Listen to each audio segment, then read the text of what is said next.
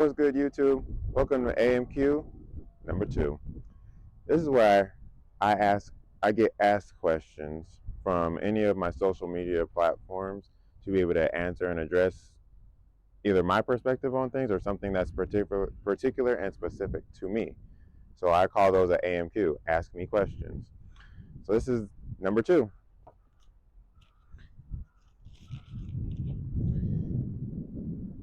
Your favorite way to deal with stress. Honestly, one of my biggest ways to deal with stress is to get it out and communicate it to somebody. And I've learned a lot of things in ways of communication in terms of talking to a therapist or a counselor or talking to a trusted individual to some degree. But for me, what works in terms of being able to alleviate that stress is to be able to talk to the right type of person, a person that is willing to listen, to hear, to be able to put themselves in my position on what it is that I'm communicating, or just simply be a support system. They really don't have to be anything but a support system and a listening ear. And for me, that brings a lot of peace, because one thing that's important to me is be able to have a safe space. I know I'm doing a lot and I'm fulfilling in my purpose and something that was instilled in me solely by God. And a lot of things I think about how I operate in life aren't really truly understood because they're not normal. They're not the general norm of what everybody else would see and understand with it. So when I communicate some of these things, it's hard to talk to the wrong people when most people don't understand it or they don't accept it, and they try to put me in this box. They try and tell me, hey, no, that's wrong. You should do it this way. This doesn't work. And then I know for me, as I've understood over the course of my life, that hasn't worked, because I've done what everybody wants me to do. I've done what society wants me to do. I've done what the majority of people asked of me, and most people are still living in that life and still repeating the cycle and being miserable. And I felt something in me my whole life that was something was different. You don't have to do all that and continue to follow in those trends or whatever it is to fit in to be accepted. And that's essentially what it leads to. Um, so when it comes to that, for me, being able to talk to the right people, to be able to have open communication and a listening ear, or even be able to get insight so I can now be the student and just listen to somebody who has more experience and expertise in an area, that brings me a lot of peace and relieves a lot of stress and pressure off of me. Why do hard things instead of the easy ones? Because everybody can do the easy ones. Anybody could, let's say, essentially be in a relationship. It's not that hard to get into a relationship. There's always people that are looking for love and connection and want to be around be around somebody that's going to treat them right, or they can treat them right. However, they want to put in what works for them. Same as being able to make money. Making money is not that difficult. Anybody can make money. Clearly, people strip for money. People sell drugs for money. People party and promote and do things like that in a negative way to make money. Money in general is not that hard to make. Doing the hard things, like being able to get a six pack, like being able to have a net worth of 7, 8, 9 figures, being able to put yourself on camera and expose yourself and your way of thinking, those things are hard. I say that for me specifically, the last one, because I I realized and learned over the course of this journey that the number one fear of most people is public speaking. A lot of people worry about what other people think, how other people are going to look at them or perceive them based on how they look, how they think, how they act, anything like that. And so putting myself out there is not just for me difficult, but I learned it's the biggest fear for majority of people. Public speaking, putting themselves out there, because you're essentially putting yourself out there to be judged, to be criticized, and be put down.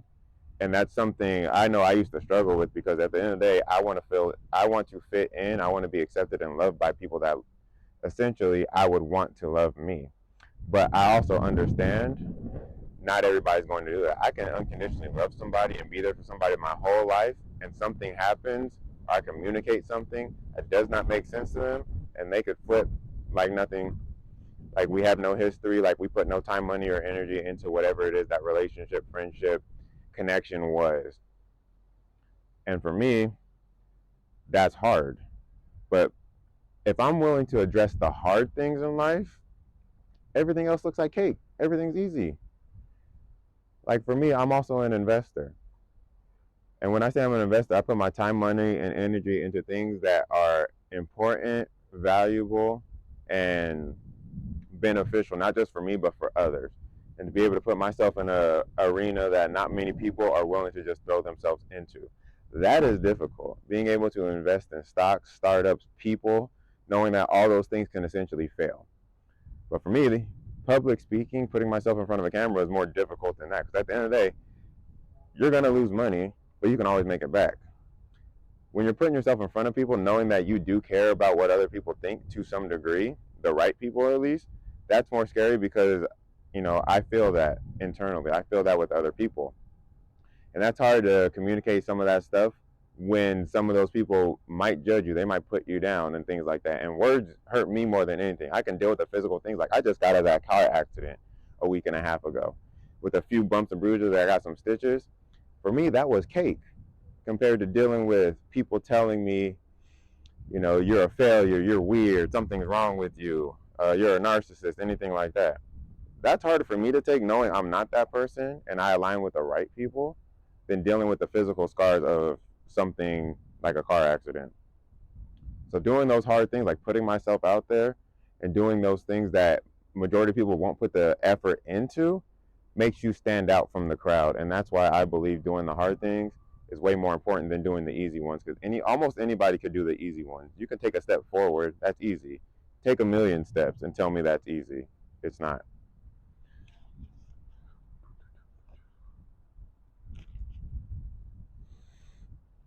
Why don't I smile more?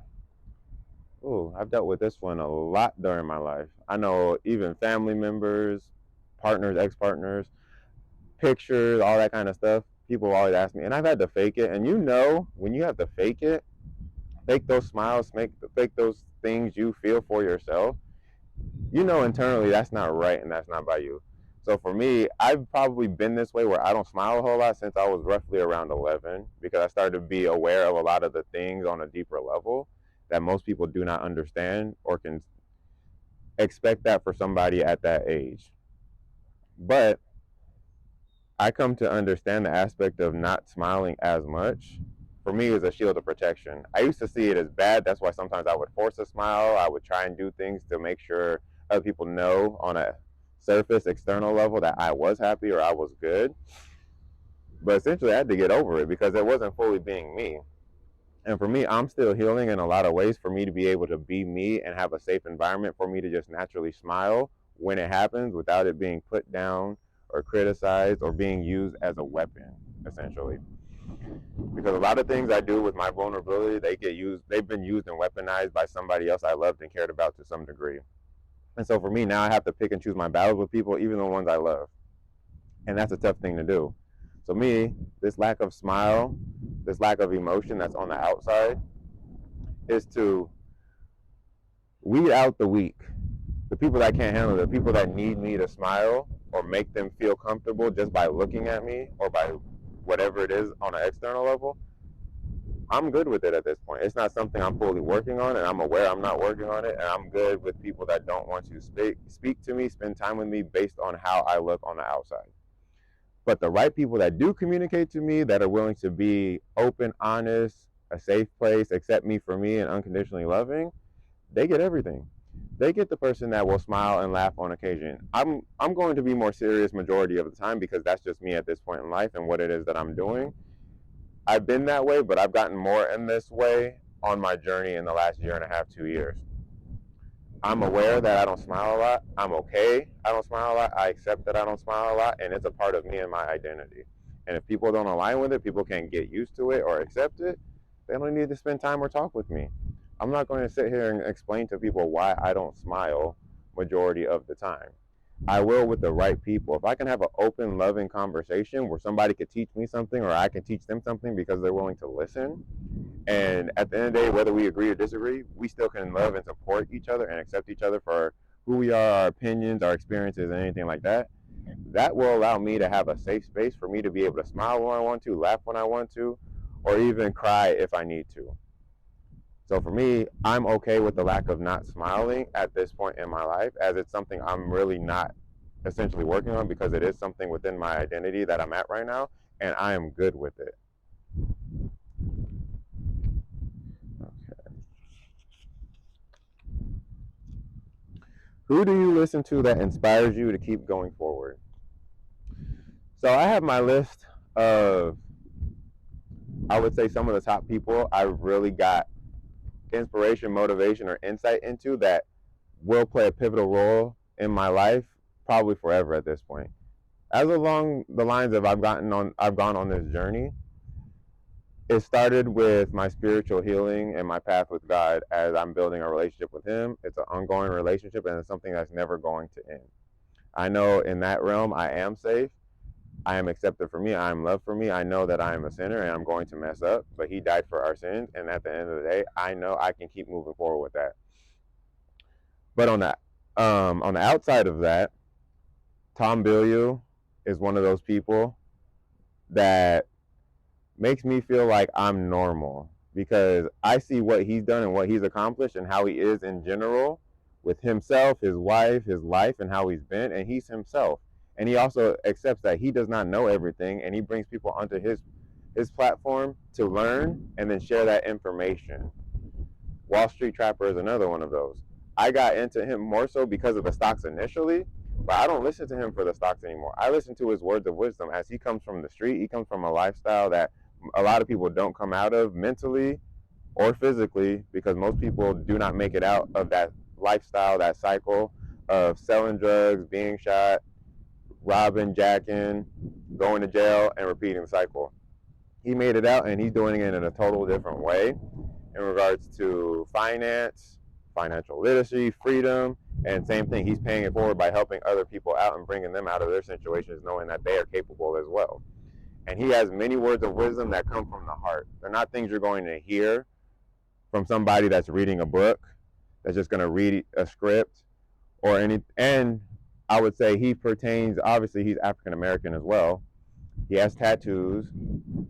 Um, and so some of the things he says would not relate to somebody who is from the streets, but he communicates it in a way that resonates with me, because essentially he does look like me. He comes from a similar environment. Maybe not the lifestyle, because I never sold drugs or got locked up or anything like that, but his story resonates with me. And now I don't listen to him fully for stocks, because I know who I am and I have my investor identity, but I listen to him for his words of wisdom and encouragement. And that does keep me going forward, knowing that what he goes through or what he has gone through is something that I am currently going through and going to pay it forward as well. Alex Hormozy is another one.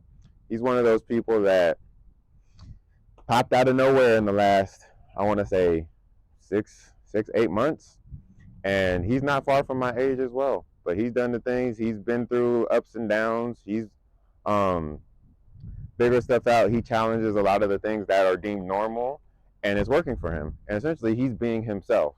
And he's in a marriage where his wife challenges some of those things as well, but she puts him in position, knowing that he's more of the risk taker, and she builds the solutions behind him so that they work together and they build and grow.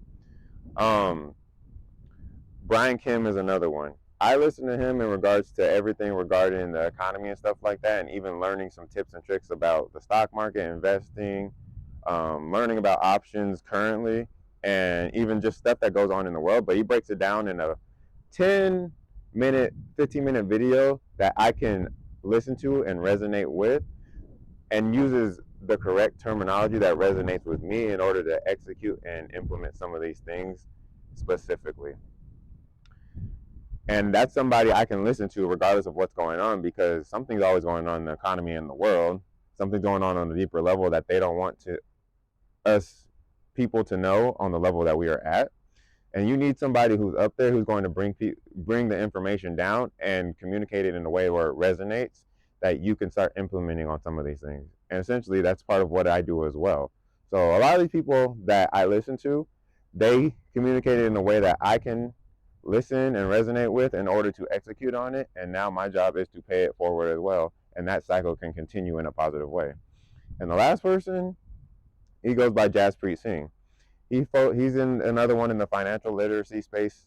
He teaches a lot and breaks a lot of things down in regards to saving, investing, lifestyle, and things like that, and putting people in the right mindset. Because his thing is being a minority mindset, being a person that does not do what the majority does, and that's what I am creating in regards to my misfits.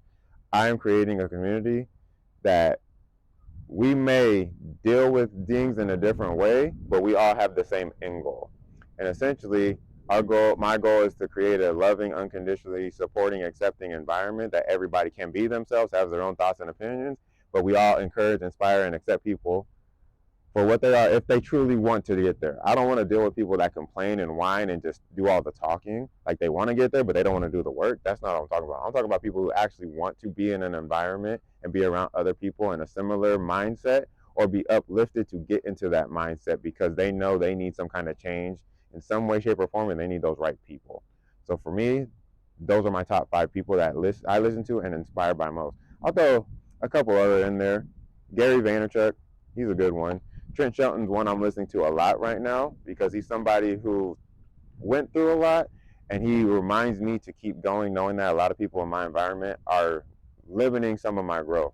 They're not allowing me to be me, and I can love from a distance. I can limit people from a distance. I can have an unconditionally loving heart and spirit, but not be a doormat. And listening to him reminds me of those kind of things.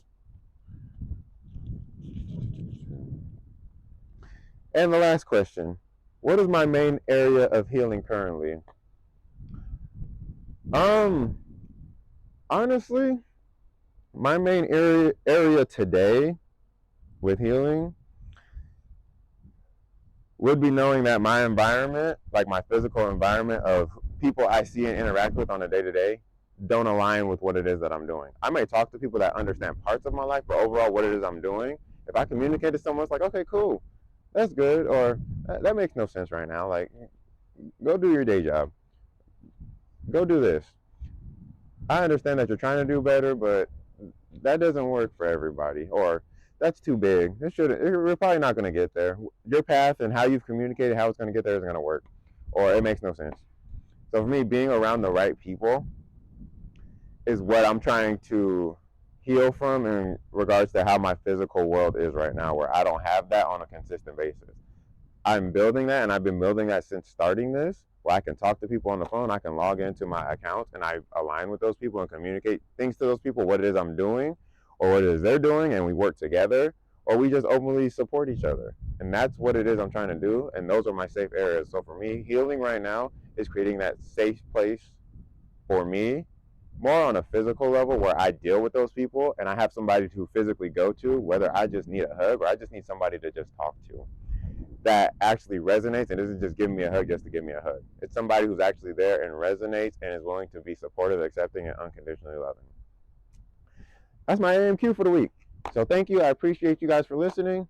Stay tuned for the next episode.